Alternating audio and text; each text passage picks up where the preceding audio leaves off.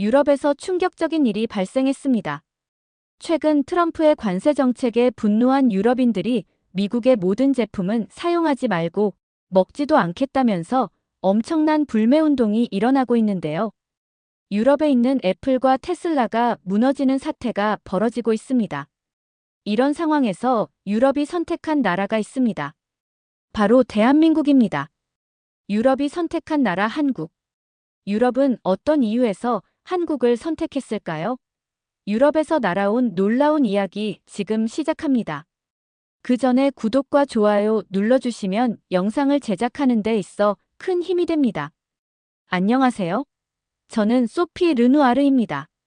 38살이고 파리에서 태어나 자랐습니다. 12년 동안 로레알에서 마케팅 디렉터로 일했죠. 남들이 부러워하는 안정적인 직장, 좋은 연봉, 화려한 경력. 모두가 꿈꾸는 삶이었다고 할 수 있습니다. 하지만 제 마음속에는 항상 무언가 허전함이 있었어요. 매일 아침 거울을 보며 화장품을 바르는데 문득 이런 생각이 들었습니다. 나는 정말 필요한 제품을 팔고 있는 걸까? 아니면 그저 표면적인 아름다움을 팔고 있는 걸까? 2023년 가을 회사에서 아시아 시장 분석 프로젝트를 맡게 됐습니다. 그때 처음으로 서울을 방문했죠. 명동의 화장품 매장들을 둘러보던 중 한 가게에서 특별한 장면을 목격했어요. 20대 초반으로 보이는 한국 여성이 화장품 성분표를 꼼꼼히 읽고 있었습니다. 단순히 유행을 따르는 것이 아니라 자신에게 정말 필요한 것이 무엇인지 진지하게 고민하는 모습이었죠. 그날 저녁 호텔방에서 창밖을 내다보며 깊은 생각에 잠겼습니다. 파리에서는 마케팅과 브랜드 이미지에 현혹된 소비자들을 너무 많이 봐왔어요. 하지만 서울에서 만난 소비자들은 달랐습니다. 그들은 제품의 실제 가치를 중요시했죠. 밤새 잠을 이루지 못했습니다. 무언가가 제 마음속에서 변하고 있었어요. 서울에서의 일주일은 제 인생을 완전히 바꿔놓았습니다. 이태원, 성수동, 을지로를 돌아다니며 한국의 중소기업들이 만드는 제품들을 보았죠. 환경을 생각하는 천연 비누, 전통 기법과 현대 기술을 접목한 도자기, 실용성과 아름다움을 동시에 갖춘 생활용품들. 이런 제품들은 단순한 상품이 아니라 철학과 이야기를 담고 있었습니다. 특히 성수동의 한 작은 공방에서 만난 할머니의 이야기가 제 마음을 울렸어요. 그분은 40년 넘게 천연 재료로 비누를 만들어 왔다고 했습니다. 돈을 벌려고 시작한 일이 아니라 좋은 것을 만들고 싶어서 시작한 일이라는 말씀이 아직도 귓가에 맴돌아요.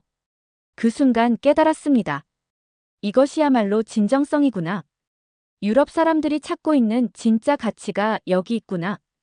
파리로 돌아와 회사에 사직서를 냈을 때 모두가 미쳤다고 했습니다. 제 상사는 경력 최고점에서 왜 이런 결정을 내리는 거야? 라고 물었죠. 솔직히 저도 두려웠습니다. 하지만 더 이상 표면적인 아름다움이 아닌 진정한 가치를 전하고 싶었어요. 한국에서 본 그 진정성을 유럽에 소개하고 싶었습니다.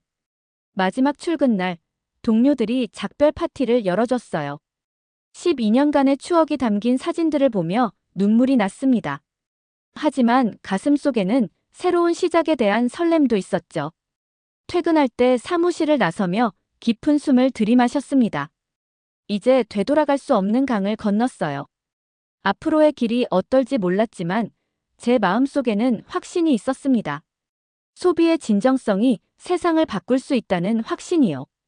제가 퇴사 후 사업을 시작하고 순조롭게 진행하던 중 어느 정도 지났을 무렵 유럽에서는 큰 변화가 일어나고 있었습니다.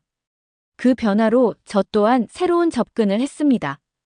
트럼프 대통령의 재선과 함께 미국은 유럽산 제품에 고관세를 부과했고 이에 분노한 유럽인들 사이에서 미국산 제품 불매 운동이 급속도로 확산되기 시작했습니다.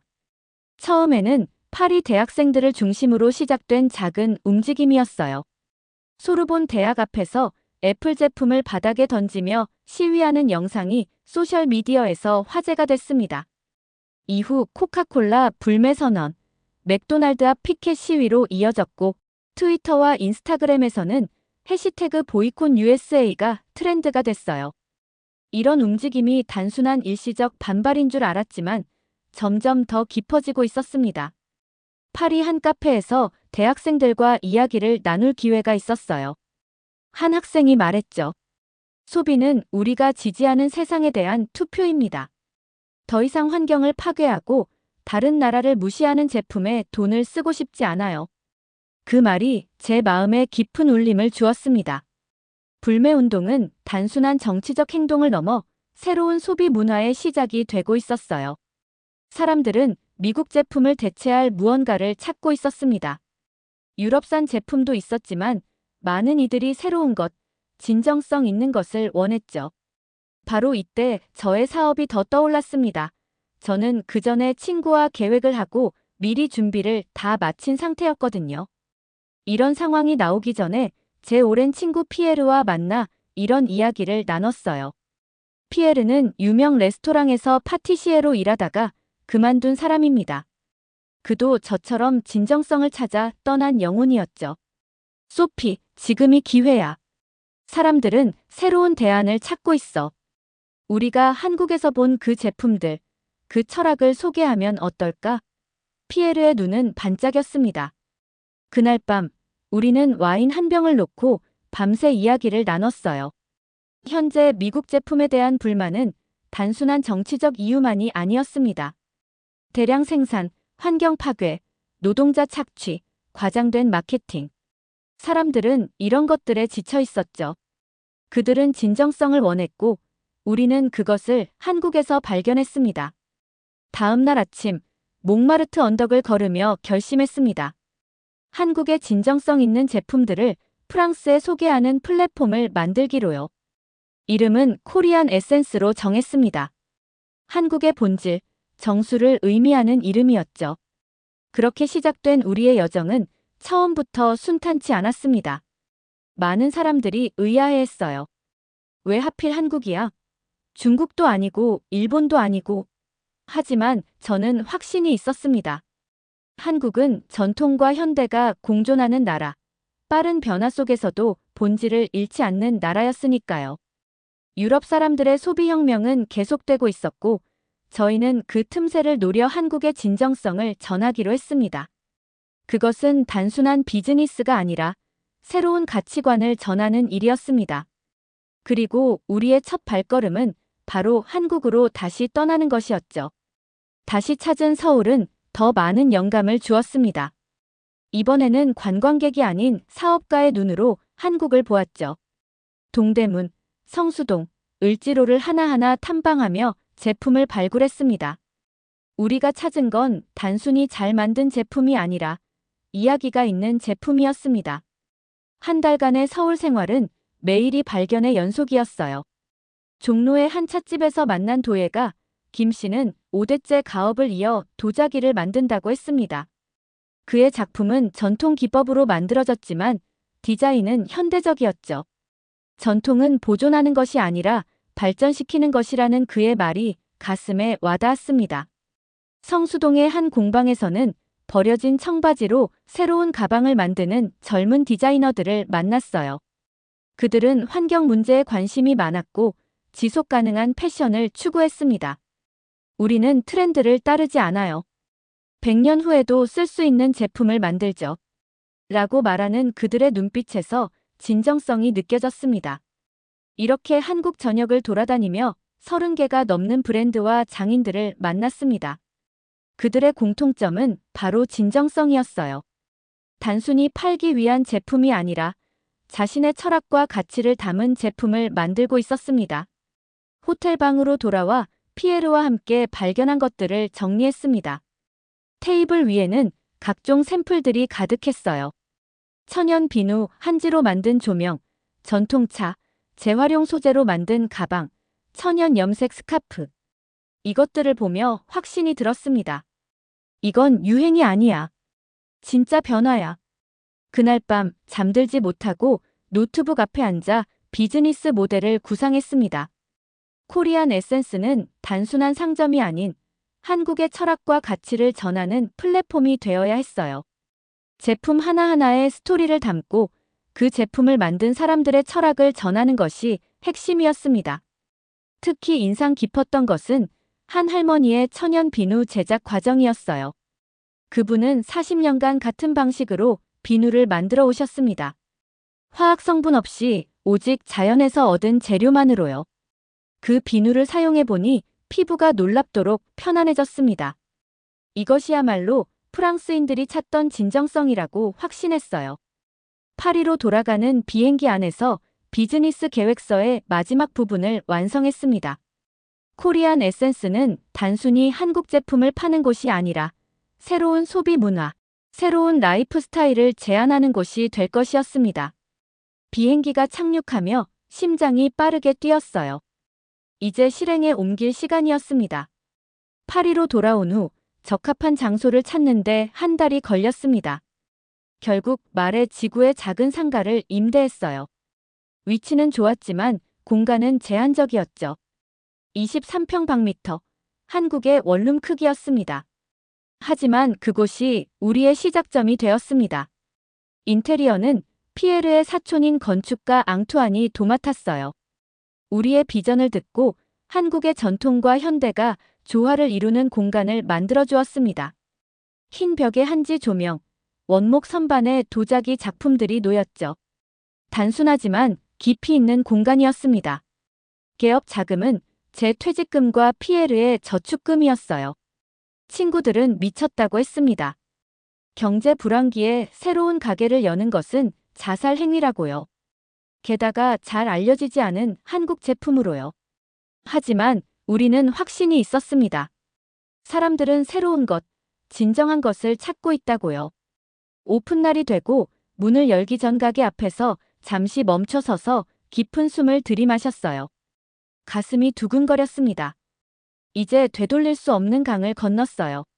첫날은 기대와 달리 조용했습니다. 방문객은 17명, 판매액은 180유로에 불과했어요. 특별한 홍보 없이 시작한 탓도 있었지만 솔직히 실망스러웠습니다. 첫 주는 더 암담했어요. 매일 20명 내외의 방문객, 판매액은 날마다 들쭉날쭉했습니다. 가게 문을 닫고 돌아오는 발걸음이 무거웠어요. 피에르도 저도 말은 하지 않았지만 서로의 눈빛에서 걱정을 읽을 수 있었습니다. 이대로 실패하는 건 아닐까 하는 두려움이 밀려왔죠. 그러던 어느 날, 한 여성이 가게를 찾아왔습니다. 우아한 차림새와 날카로운 눈빛이 인상적이었어요. 그녀는 천천히 가게를 둘러보며 제품 하나하나를 유심히 살펴봤습니다. 1시간 넘게 머무르더니 마침내 천연 비누 세트와 도자기 찻잔을 구매했죠. 계산대에서 그녀가 자신을 소개했습니다. 클로에 벨랑이에요. 보그 프랑스의 에디터죠. 심장이 멈추는 줄 알았습니다. 패션 업계에서 그녀의 이름은 너무나 유명했어요. 그녀는 이어 말했습니다. 정말 특별한 공간이네요. 이것은 새로운 럭셔리의 정의예요. 내일 제 동료들을 데려와도 될까요? 그날 밤 피에르와 샴페인을 터뜨렸습니다. 희망의 불씨가 생긴 것이죠. 다음 날 클로에는 약속대로 5명의 패션업계 인사들을 데려왔어요. 그들은 모두 제품에 큰 관심을 보였고 상당한 금액을 구매했습니다. 이후로 입소문이 퍼지기 시작했어요. 패션 디자인 업계 사람들이 하나둘 찾아왔습니다. 그들은 진정성이라는 우리의 메시지에 깊이 공감했어요. 특히 미국 제품 불매 운동이 한창인 시기였기에 새로운 대안을 찾던 그들에게 우리 가게는 신선한 발견이었습니다. 그러나 여전히 방문객 수는 기대에 미치지 못했어요. 매장 운영비를 겨우 충당할 정도였습니다. 더 많은 사람들에게 알려져야 했죠. 마케팅 전문가로서 소셜미디어의 힘을 알고 있었습니다. 인스타그램 계정을 개설하고 제품 하나하나의 스토리를 담은 포스팅을 시작했어요. 이렇게 시간이 지나고 조금씩 단골이 생기기 시작했어요. 그들은 우리의 철학에 공감하는 사람들이었습니다. 이런 제품을 찾고 있었어요. 미국 대기업 제품보다 훨씬 좋네요라는 말을 들을 때마다 가슴이 뿌듯했습니다. 그러던 어느 날 인스타그램 메시지함에 특별한 메시지가 도착했어요. 인플루언서 줄리엣 모로였습니다. 120만 팔로워를 가진 환경운동가이자 소셜미디어 스타였죠. 그녀는 우리 가게에 관심이 있다며 방문하고 싶다고 했습니다. 그 순간 무언가 큰 변화가 시작될 것 같은 예감이 들었습니다. 줄리엣 모로의 방문은 조용했습니다. 그녀는 평범한 청바지에 티셔츠 차림으로 홀로 가게를 찾아왔어요. 화려한 모습을 기대했는데 의외로 소박하고 친근한 인상이었습니다. 그녀는 2시간 넘게 머물며 모든 제품을 꼼꼼히 살펴봤어요. 특히 천연 비누와 재활용 소재로 만든 가방에 관심을 보였습니다. 이 제품들의 스토리가 정말 멋져요. 단순히 판매용이 아니라 철학이 담겨 있다는 게 느껴져요. 줄리엣의 눈은 반짝였습니다. 그녀에게 한국 장인들의 이야기를 들려주었고 각 제품에 담긴 의미를 설명했어요. 특히 할머니의 천연 비누 이야기에 그녀는 깊이 감동받은 듯 했습니다. 줄리엣은 여러 제품을 구매하며 말했습니다. 제가 요즘 미국 대기업 제품을 사용하지 않으려고 노력 중인데 딱 필요한 대안을 찾은 것 같아요. 인스타그램에 소개해도 될까요? 물론이라고 답했지만 솔직히 큰 기대는 하지 않았습니다. 많은 인플루언서들이 비슷한 말을 하지만 실제로 포스팅하는 경우는 드물었으니까요. 하지만 그날 밤 줄리엣은 약속을 지켰습니다. 그녀는 천연 비누를 사용하는 영상과 함께 긴 글을 올렸어요. 오랫동안 미국 브랜드의 화장품을 사용해왔지만 항상 무언가 부족했어요. 광고는 화려했지만 실제 효과는 기대에 미치지 못했죠. 오늘 발견한 이 한국 천연 비누는 광고보다 실제가 더 좋아요. 진정성이 느껴져요. 파리 말에 지구의 작은 가게 코리안 에센스에서 찾았습니다. 여러분도 진짜를 찾고 있다면 꼭 방문해 보세요. 다음 날 아침, 가게 문을 열기도 전에 줄이 길게 늘어서 있었습니다. 30명이 넘는 사람들이 문 앞에서 기다리고 있었어요. 그들 모두 줄리엣의 포스팅을 보고 왔다고 했습니다. 줄리엣의 포스트는 바이럴 히트를 쳤습니다. 24시간 만에 좋아요 30만 개, 댓글 5천 개가 넘었어요. 댓글들은 대부분 공감의 메시지였습니다. 이후 일주일간 가게는 발 디딜 틈이 없었습니다. 오전에 문을 열면 저녁까지 끊임없이 손님들이 들어왔어요. 직원을 급하게 2명 더 고용해야 했습니다. 재고도 빠르게 소진되었죠.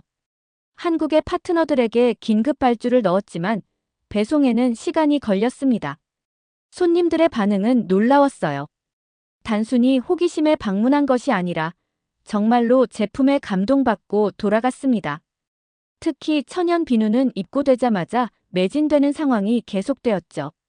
특히 인상적이었던 것은 고객층이었어요. 20대부터 60대까지 다양한 연령층의 사람들이 찾아왔습니다. 그들의 공통점은 진정성을 중요시한다는 것이었죠. 한 60대 여성은 이렇게 말했습니다. 50년 넘게 미국 브랜드 화장품을 써왔어요. 하지만 이제 변화가 필요하다고 느꼈습니다. 이 한국 제품들은 제가 찾던 진짜 가치를 가지고 있네요. 그 여성은 나중에 알고 보니 유명한 패션 디자이너의 어머니였어요. 그녀의 입소문으로 더 많은 패션계 인사들이 가게를 찾기 시작했습니다. 파리 패션 위크 기간에는 세계 각국에서 온 디자이너와 바이어들이 들렀어요. 코리안 에센스는 이제 단순한 가게가 아니라 새로운 소비 문화의 상징이 되고 있었습니다. 한 달이 지나고 줄리엣이 다시 가게를 찾아왔습니다. 이번에는 인터뷰를 요청하러 왔어요. 그녀는 환경 다큐멘터리를 준비 중이었고 코리안 에센스의 철학이 그 주제와 잘 맞는다고 했습니다. 인터뷰는 가게에서 진행되었고 저는 한국 장인들의 이야기, 지속 가능한 생산 방식, 그리고 새로운 소비 문화에 대한 생각을 나눴어요. 그 인터뷰가 줄리엣의 유튜브 채널에 올라갔을 때 반응은 폭발적이었습니다. 24시간 만에 조회수 100만을 돌파했어요. 댓글에는 전 세계에서 비슷한 가게를 찾는 사람들의 질문이 쏟아졌습니다. 그때 깨달았습니다. 이것은 단순한 트렌드가 아니라 진정한 변화였습니다. 사람들은 진정성 있는 제품, 가치 있는 소비를 원하고 있었어요. 그 영상을 본 프랑스 공영방송 아르떼에서 연락이 왔습니다.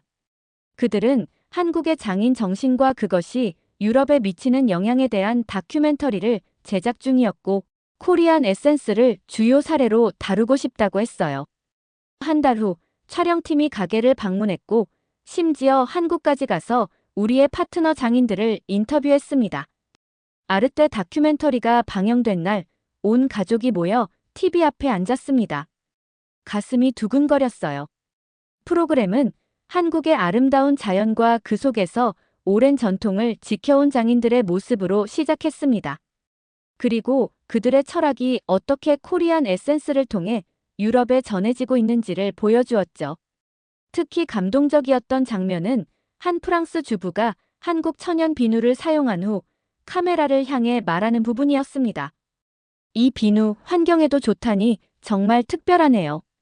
피부도 편안해지고 무엇보다 이 제품을 만든 사람의 진심이 느껴져요. 이제 미국 브랜드로는 돌아갈 수 없을 것 같아요. 아르떼 다큐멘터리 방영 일주일 후 생각지도 못한 전화가 걸려왔습니다. 갤러리 라파에트의 구매 담당자였어요. 그는 코리안 에센스의 팝업 스토어를 백화점 내에 열자고 제안했습니다. 전화를 끊자마자 또 다른 전화가 왔습니다. 이번에는 프랭땅 백화점이었죠. 그들도 비슷한 제안을 했어요. 파리의 두 대형 백화점에서 동시에 러브콜을 받다니 꿈만 같았습니다. 피에르와 밤새 의논했어요. 어느 제안을 받아들여야 할지, 아니면 둘 다 거절하고 우리만의 길을 가야 할지. 결국 갤러리 라파에트의 제안을 받아들이기로 결정했습니다. 그들이 더 많은 자율성을 보장해 주었기 때문이었죠. 갤러리 라파에트의 바이어와 첫 미팅에서 놀라운 말을 들었습니다. 우리는 한국의 새로운 럭셔리를 원합니다. 미국 브랜드의 대안을 찾고 있었어요. 그들의 제안은 파격적이었습니다. 백화점 1층에 100평 정도 규모의 공간을 내주겠다는 것이었죠. 면세점 바로 옆이었습니다. 관광객들이 가장 많이 지나다니는 자리였어요. 그러나 저는 쉽게 승낙하지 않았습니다. 우리는 트렌드가 아닌 가치를 팝니다. 단순히 핫한 한국 제품을 진열하는 것이 아니라 한국의 철학과 장인 정신을 전하고 싶어요. 바이어는 잠시 생각하더니 고개를 끄덕였습니다. 그렇게 해주세요. 그것이 바로 우리가 원하는 것입니다. 계약서에 서명하고 나오는 길, 가슴이 벅차올랐습니다. 1년 전만 해도 로레알의 마케팅 디렉터로 안정된 삶을 살던 제가 이제는 유럽 최대 백화점에 한국 제품을 소개하는 사업가가 되어 있었으니까요. 그리고 무엇보다 기뻤던 건 제가 믿는 가치를 타협하지 않고도 성공할 수 있다는 것을 확인한 점이었습니다. 갤러리 라파에트 안에 코리안 에센스 매장이 오픈했습니다. 인테리어는 한국의 유명 디자이너와 협업했어요. 전통 한옥의 요소와 현대적 디자인이 조화를 이룬 공간이었습니다. 중앙에는 한국 전통 찻상을 놓았고 방문객들이 한국 차를 마시며 제품을 경험할 수 있게 했죠. 오픈 첫날 300명이 넘는 사람들이 매장을 찾았습니다. 프랑스 주요 패션 매거진의 에디터들, 인플루언서들, 그리고 일반 소비자들까지. 그들의 반응은 뜨거웠어요. 특히 한 60대 신사의 말이 기억에 남습니다. 그는 은퇴한 외교관이라고 했어요. 40년 전 처음 한국에 갔을 때 누구도 한국 제품을 원하지 않았습니다. 하지만 지금 이렇게 파리 중심가에서 한국 제품이 럭셔리로 인정받는 것을 보니 감개무량하네요. 백화점 입점 매출은 예상의 3배를 넘었습니다. 특히 외국인 관광객들의 반응이 뜨거웠어요. 그들은 파리에서 루이비통이나 샤넬 대신 한국의 장인 제품을 구매해 돌아갔습니다. 한국의 파트너 브랜드들에게도 큰 변화가 찾아왔어요. 갤러리 라파에트 입점 이후 그들의 생산량은 10배 이상 늘어났습니다. 작은 공방이었던 곳들이 이제는 공장을 짓고 직원을 고용하기 시작했죠. 그러나 우리는 하나의 원칙을 지켰습니다. 대량 생산이라도 장인 정신과 진정성을 잃지 않는 것이었어요. 강원도의 천연 비누를 만드는 할머니는 이제 5명의 젊은 여성들에게 기술을 가르치고 있습니다. 전통 도예가 김 씨는 10명의 도제를 받아들였죠. 성수동의 업사이클링 디자이너들은 버려진 청바지를 수거하는 시스템을 전국적으로 확대했습니다. 한국의 작은 브랜드들이 세계 시장에서 인정받기 시작한 것이죠. 백화점 입점 후 프랑스 최대 유통기업 르클레르에서 연락이 왔습니다. 그들은 프랑스 전역 100개 매장에 코리안 에센스 코너를 만들고 싶다고 했어요. 비슷한 제안이 유럽 각국의 유통업체에서도 왔습니다. 정신없이 바쁜 나날이 이어졌습니다. 이제 저와 피에르는 직원 15명을 이끄는 경영자가 되어 있었어요. 파리 사무실은 더 큰 공간으로 이전했고 서울에도 사무실을 열었습니다. 매달 한국을 오가며 새로운 브랜드를 발굴하고 기존 파트너들과 협력을 강화했죠.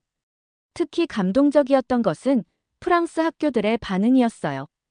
초등학교부터 대학까지 교육기관에서 저희를 초청해 한국 문화와 장인 정신에 대해 강연해달라는 요청이 쏟아졌습니다. 한 초등학교에서는 아이들이 한국 도자기 기법을 배워 작품을 만들었고, 고등학교에서는 한국 전통 염색을 주제로 과학 프로젝트를 진행했죠. 소르본 대학에서는 글로벌 시대의 전통 가치라는 주제로 특별 강연을 요청받았습니다.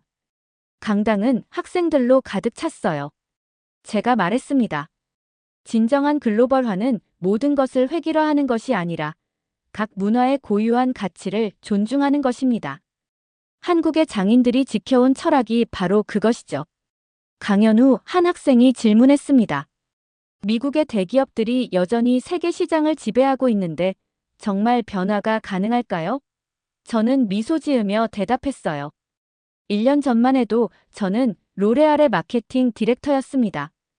변화는 이미 시작되었고 여러분과 같은 젊은이들이 그 중심에 있습니다. 그 이후 놀랍게도 프랑스 농림부에서 연락이 왔어요. 그들은 한국의 친환경 농업 기술과 스마트팜에 관심이 있다고 했습니다. 트럼프 정부의 고관세 정책으로 미국 농기계 수입이 어려워진 상황에서 한국의 기술을 도입하고 싶다는 것이었죠. 처음에는 저희 영역을 벗어난 이야기라고 생각했지만 곧 이것도 문화 교류의 일부라고 깨달았습니다. 한국의 농업기술 회사들과 프랑스 농림부를 연결해 주었고 결국 프랑스 남부 지역에 한국식 스마트팜 단지가 들어서게 되었습니다. 이는 단순한 비즈니스를 넘어 국가 정책의 변화를 이끌어낸 순간이었어요. 그리고 더 큰 변화는 이제 시작일 뿐이었습니다. 독일에서 연락이 왔습니다. 브뤼셀 지속가능 소비 포럼에서 기조연설을 해달라는 요청이었어요. 유럽 전역으로 우리의 메시지가 퍼져나갈 기회였습니다. 브뤼셀 지속가능 소비 포럼. 유럽 전역에서 온 2,000명의 청중 앞에 섰습니다. 1년 반 전 로레알을 떠났을 때는 이런 날이 올 줄 상상도 못했어요. 무대 위에서 청중을 바라보니 다양한 얼굴들이 보였습니다. 기업 경영자, 정치인, 활동가, 소비자들. 그들 모두 변화를 원하는 사람들이었습니다. 심호흡을 하고 연설을 시작했습니다. 여러분, 오늘 저는 단순한 비즈니스 성공 스토리를 들려드리려는 게 아닙니다. 이것은 소비의 의미에 대한 이야기입니다. 우리가 무엇을 소비하는지, 어떻게 소비하는지는 우리가 어떤 세상을 원하는지를 보여주는 선언입니다. 제 뒤 스크린에는 한국 장인들의 모습이 하나씩 나타났습니다. 40년간 천연 비누를 만들어 온 할머니, 5대째 도예 기술을 이어온 김 씨, 버려진 소재로 새로운 가치를 만드는 젊은 디자이너들. 그들의 얼굴과 이야기를 소개했어요. 이들은 단순히 제품을 만드는 사람들이 아닙니다. 그들은 가치와 철학을 지키는 사람들입니다. 대량 생산과 빠른 소비의 시대에 그들은 여전히 시간과 정성을 다해 물건을 만듭니다. 이것이 바로 진정성입니다. 청중들의 눈빛이 달라지는 것을 느꼈습니다. 그들은 제 말 한마디 한마디에 집중하고 있었어요. 계속해서 말했습니다. 1년 반 전, 저는 안정된 직장을 버리고 이 모험을 시작했습니다. 많은 사람들이 미쳤다고 했어요. 하지만 저는 믿었습니다. 사람들은 진정성을 알아볼 것이라고. 오늘날 유럽에서 미국 제품 불매 운동이 확산되고 있는 이유는 단순한 정치적 반발이 아닙니다. 그것은 진정성에 대한 갈망입니다. 사람들은 더 이상 표면적인 마케팅에 속지 않습니다. 그들은 진짜를 원합니다. 연설 중간에 코리안 에센스의 성장 과정을 보여주는 영상이 상영되었습니다. 파리 말의 지구의 작은 가게에서 시작해 갤러리 라파에트 입점, 문화부 장관의 방문, 그리고 유럽 전역으로 확장하는 모습까지. 영상이 끝나자 자발적인 박수가 터져 나왔어요. 마지막으로 가장 하고 싶었던 말을 전했습니다. 한국은 더 이상 싼 복제품의 나라가 아닙니다.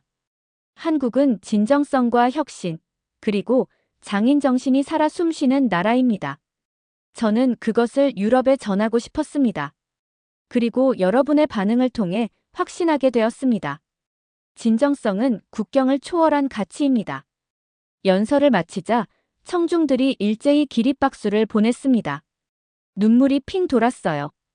그 순간 제가 내린 결정이 옳았다는 확신이 들었습니다. 무대 아래로 내려오자 수많은 사람들이 다가와 이야기를 나누고 싶어 했습니다. 독일, 이탈리아, 스페인, 유럽 각국의 기업인과 정책 담당자들이 협력을 제안했어요. 그날 밤 호텔방에서 피에르와 통화했습니다. 소피, 믿을 수 없어. 방금 독일 최대 백화점 체인에서 연락이 왔어. 전 매장에 코리안 에센스 코너를 열고 싶대. 브뤼셀 포럼의 영향은 즉각적이었습니다. 다음 날 아침 10개 이상의 유럽 기업에서 협력 제안이 이메일로 도착했어요. 포럼 이후 코리안 에센스는 급속도로 유럽 전역으로 확장되었습니다. 독일 베를린, 이탈리아 밀라노, 스페인 마드리드, 유럽 주요 도시에 매장이 오픈했습니다. 한국의 파트너 브랜드도 30개에서 100개로 늘어났어요. 작은 장인 공방에서 시작한 브랜드들이 이제는 세계 시장에서 인정받게 된 것입니다. 특히 감동적이었던 것은 한국 장인들의 변화였습니다. 그들은 더 이상 자신들의 가치를 낮게 평가하지 않았어요. 자신들의 철학과 기술에 자부심을 갖게 되었습니다. 강원도의 천연 비누를 만드는 할머니는 이제 유럽에서 온 젊은이들에게 기술을 가르치고 있어요. 전통 도예가 김 씨는 프랑스 루브르 학교에서 초청 강연을 했습니다. 한 인터뷰에서 할머니가 하신 말씀이 가슴에 와닿았습니다. 평생 이렇게 비누를 만들었는데 우리 마을에서는 별거 아니라고 생각했어요. 그런데 이제 프랑스 사람들이 이걸 예술이라고 하네요. 나이 들어 이런 날이 올 줄 몰랐습니다. 그 말씀에 눈물이 났어요. 이것이 바로 제가 하고 싶었던 일이었습니다. 진정한 가치를 알아보고 그것을 세상에 전하는 것. 코리안 에센스는 이제 단순한 가게가 아닌 문화 교류의 중심이 되었습니다. 프랑스에서는 한국어 학습이 인기를 끌기 시작했고 한국 여행을 계획하는 사람들이 급증했어요. 반대로 한국에서는 프랑스 예술과 철학에 대한 관심이 높아졌습니다. 양국의 젊은이들이 서로의 문화를 배우고 교류하는 플랫폼이 된 것이죠. 최근에는 북미 시장에서도 연락이 왔습니다. 캐나다 토론토, 미국 뉴욕에서 코리안 에센스 매장을 열고 싶다는 제안이었어요. 아이러니하게도 미국 제품 불매 운동에서 시작된 우리의 여정이 이제는 미국 시장으로 확장되고 있었습니다. 그러나 그들이 원하는 것도 결국 똑같았습니다. 프랑스 경제지 레코는 저를 올해의 혁신가로 선정했습니다. 인터뷰에서 기자가 물었어요. 당신의 성공 비결은 무엇인가요? 저는 잠시 생각하다 대답했습니다. 비결이라면 제가 파는 것을 진심으로 믿는다는 것입니다. 코리안 에센스는 단순한 비즈니스가 아니라 제 신념의 표현입니다. 기자는 이어서 물었습니다. 앞으로의 계획은 무엇인가요? 제 대답은 간단했어요. 더 많은 문화와 연결하는 것입니다. 한국에서 시작했지만 세계 각국의 진정성 있는 장인들과 함께하고 싶습니다. 이것은 한국과 프랑스의 이야기를 넘어 인류의 보편적 가치에 관한 이야기입니다. 지금 파리 사무실 창밖을 바라보며 이 모든 여정을 돌이켜봅니다. 1년 반 전, 안정된 직장을 떠나 불확실한 모험을 시작했을 때는 이런 날들이 올 줄 몰랐어요. 하지만 제 마음속에는 확신이 있었습니다. 진정성은 언제나 통한다는. 오늘도 갤러리 라파에트의 코리안 에센스 매장에는 수많은 사람들이 찾아옵니다. 그들은 단순히 쇼핑을 하러 오는 것이 아닙니다. 그들은 이야기를 찾아옵니다. 제품 하나하나에 담긴 철학과 가치, 그것을 만든 사람의 진심을 느끼러 오는 것이죠. 저는 이제 알고 있습니다. 변화는 거창한 것에서 시작되지 않습니다. 한 사람의 작은 결정, 진정성을 향한 한 걸음에서 시작됩니다. 그리고 그 한 걸음이 모여 세상을 바꾸는 힘이 됩니다. 코리안 에센스의 이야기는 계속됩니다. 더 많은 문화와 사람들을 연결하며 더 진정한 가치를 전하기 위해 말이죠. 오늘의 이야기 어떠셨나요? 여러분의 생각이나 경험을 댓글에 남겨주세요. 이 영상이 마음에 드셨다면 구독과 좋아요 부탁드릴게요. 다음 영상에서 만나요. 감사합니다.